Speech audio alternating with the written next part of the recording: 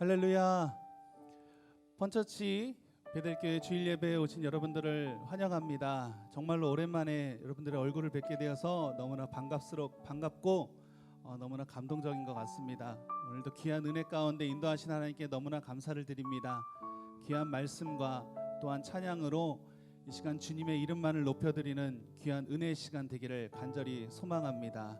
오늘도 하나님께서 여러분들의 기도를 들어주실 것이고 또한 여러분들의 간구하는 그 모든 것들을 바라봐 주실 줄로 믿습니다. 우리가 하나님 앞에 부르짖고 기도하며 나아갈 때에 또한 주님 한 분만을 바라보며 나아갈 때에 주님께서 우리에게 승리를 허락하여 주시고 귀한 말씀으로 이번 한 주간도 귀하게 살아갈 수 있도록 인도해 주실 줄로 믿습니다. 우리 여러분들과 같이 한번 인사하겠습니다.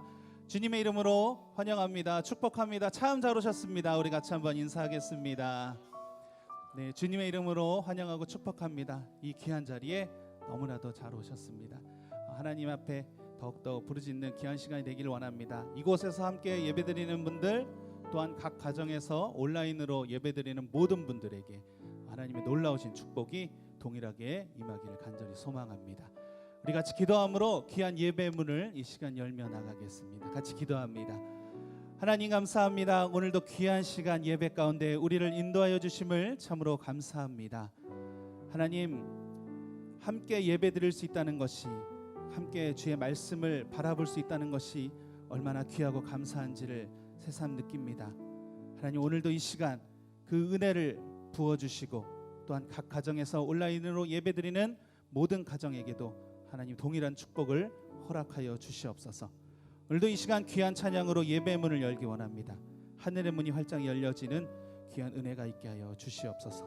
주님의 말씀을 따라 우리가 주님 말씀하시면 우리가 나아가는 귀한 동역자 예배자가 될 수 있도록 하나님 일하여 주시옵소서. 예수님의 이름으로 기도했습니다. 아멘. 할렐루야. 우리 하나님께 박수로 영광 올려드리겠습니다. 주님 감사합니다. 오늘도 귀한 예배 가운데 주님께 나아갈 수 있도록 주님께서 말씀하시면 우리가 나아갈 수 있는 귀한 은혜가 있기를 원합니다. 우리 같이 하나님 앞에 고백하며 이 시간 예배문을 열며 나가겠습니다.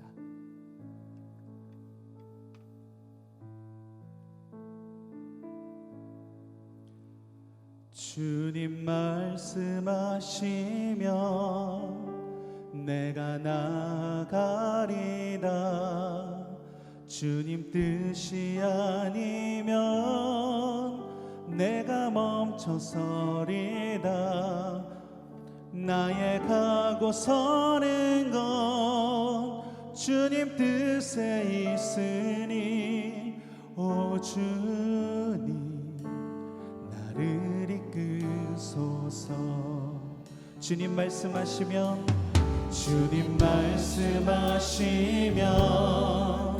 내가 나가리다.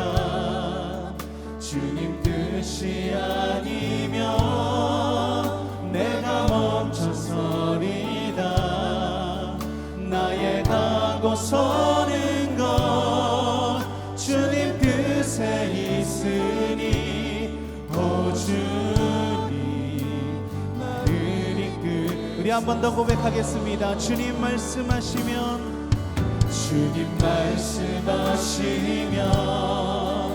내가 나가리다. 주님 뜻이 아니면 내가 멈춰서리다. 나의 가고 서는 것 주님 뜻에 있으니 오 주님 나를 이끄소서. 뜻하신 그곳에 나 있기 원합니다. 이끄시는 대로 순종하며 살리니 연약한 내 영혼 통하여 일하소서. 주님 나라와 그 뜻을 위하여 뜻하신 그곳에